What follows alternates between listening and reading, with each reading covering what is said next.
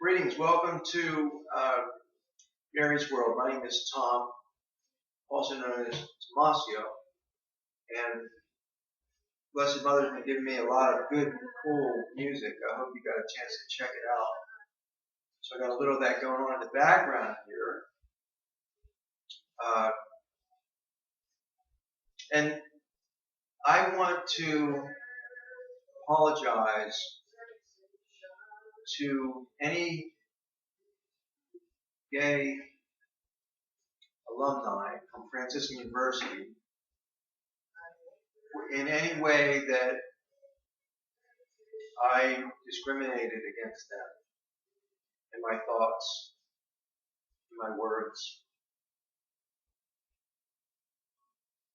And I don't want to leave this vague, okay? I will say that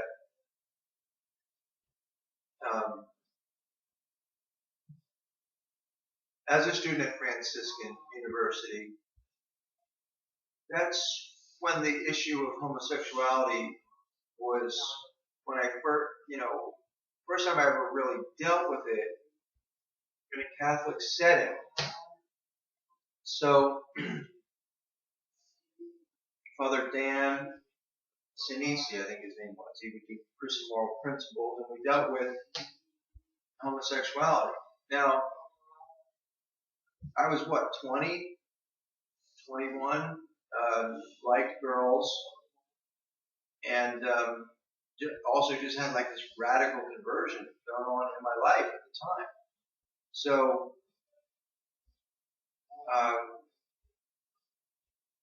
I never had any gay friends when I was growing up or anything like that. Like, there's too much going on in my life to even really worry about it too much. So, you get to college, and then all of a sudden you start dealing with issues and things like that. So at Franciscan, that's the first time that the subject came up, and it's like I was new convert. I was raised Catholic, but newly into the Lord. So I'm like, okay, what's up? Like, what is God's perspective on this situation? That was my approach to everything. What's God's perspective on smoking pot? What's God's perspective on premarital sex? What's God's perspective on homosexuality? It's a legit question. So, so I would listen to people, and they'd show the scriptures, and it was like, okay, God's against homosexuality. But at Steubenville, they shared, like for Vatican II, that the orientation is not a sin. You have a homosexual orientation is not a sin because you never asked for it. So that's what the Catechism said, and I thought that was good. That helped me a lot, actually, because and subsequently, now that I know a number of gay people, I never really thought it through. But really, if you don't, it's not like you pray every night, God make me gay, when you're a little kid. No, that's not what's going on in your life. It's a realization that happens at a certain point that, oh my gosh, I'm not attracted to the opposite sex. So when that realization happens, and you're still a virgin when that happens. So, at that virginal point, and this can happen in college, because some of the testimonies of my gay alumni friends, it happened when they were in college. They realized that they were gay. Now, they didn't ask for it, anything, but there was no support on campus. They were like all alone. They're just like all of a sudden ostracized. And now I was on the campus 85, 86, 87. And obviously there were homosexual people on the campus, but I don't remember even it, being an issue. Like if you were there, you were hiding, and so it really wasn't an issue when I was on campus. It just was not an issue, and the church taught, it's not, you know what I mean. That orientation is not a sin, but if you act on it, it's a sin, and that's pretty much how everybody accepted it. Now,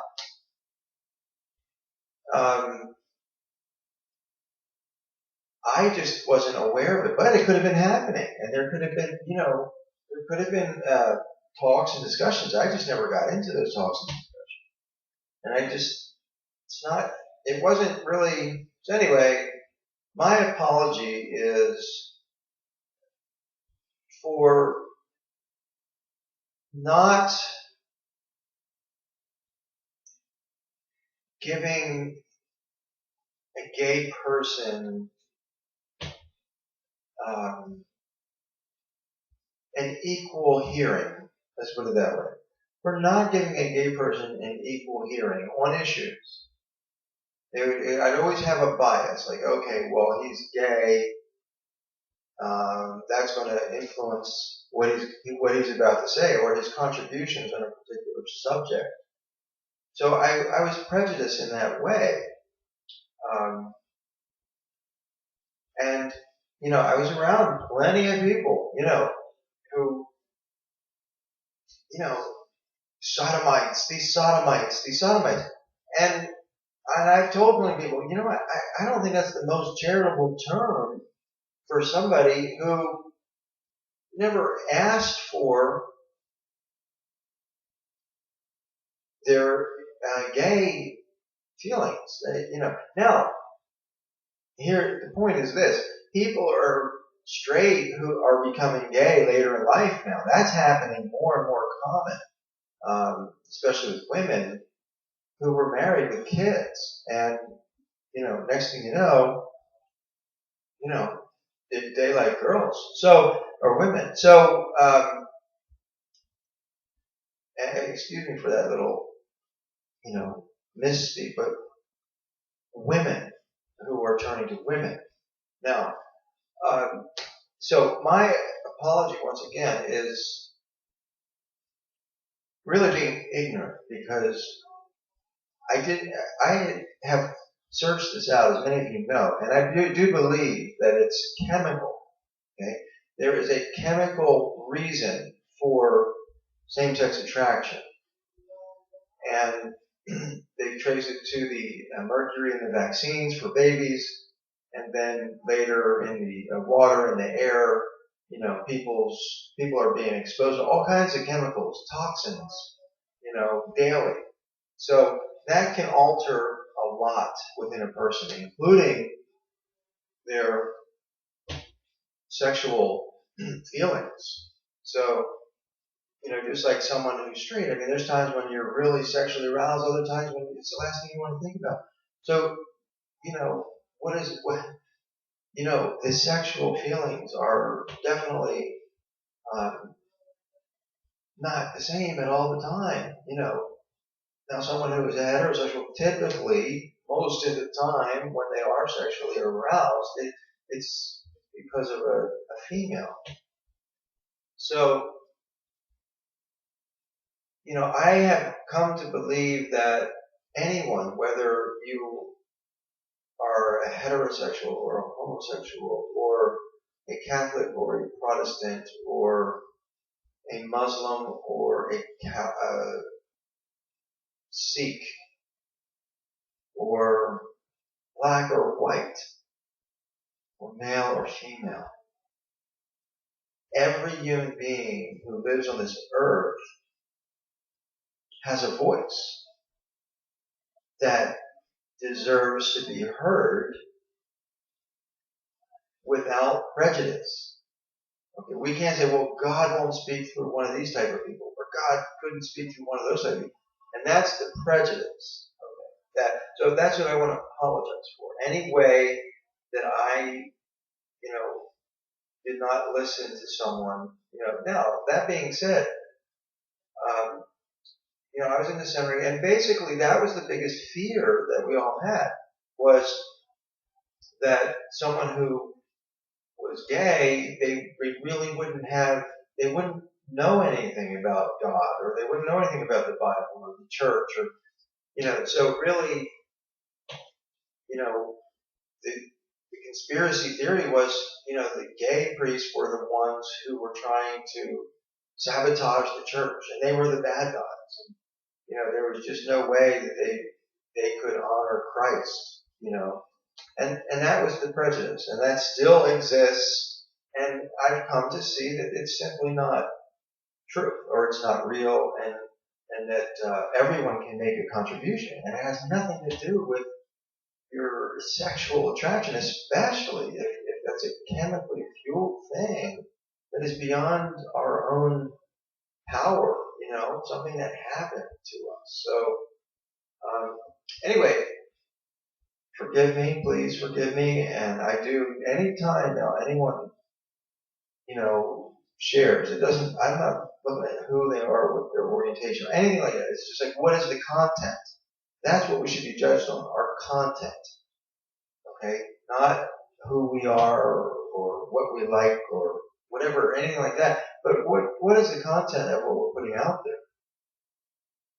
So, the Franciscan University alumni, especially Facebook, it's interesting that the gay alumni are very active on these Franciscan alumni Facebook groups and pages. And here again, at first, when I found this out, I thought, oh, they're trying to just sabotage the faith. These people are, they hate God and all this kind of, I'm sorry. Okay. Now, what I've come to realize is, why are the gay alumni so active on the Facebook pages? Is because they were robbed when they were on the campus of the camaraderie and the acceptance because of their homosexuality. And so this gives them a chance now, in essence, to connect and bond and communicate with their fellow students. And so it's a very healthy, healing thing that's going on here. And I'm happy to be part of these discussions and to get to know these people in their heart, and then to get to know me, in my heart. And there's been such amazing progress and growth. It's just amazing. So, just wanted to get that off my chest, and looking forward to Pope Francis coming to Philadelphia. God bless.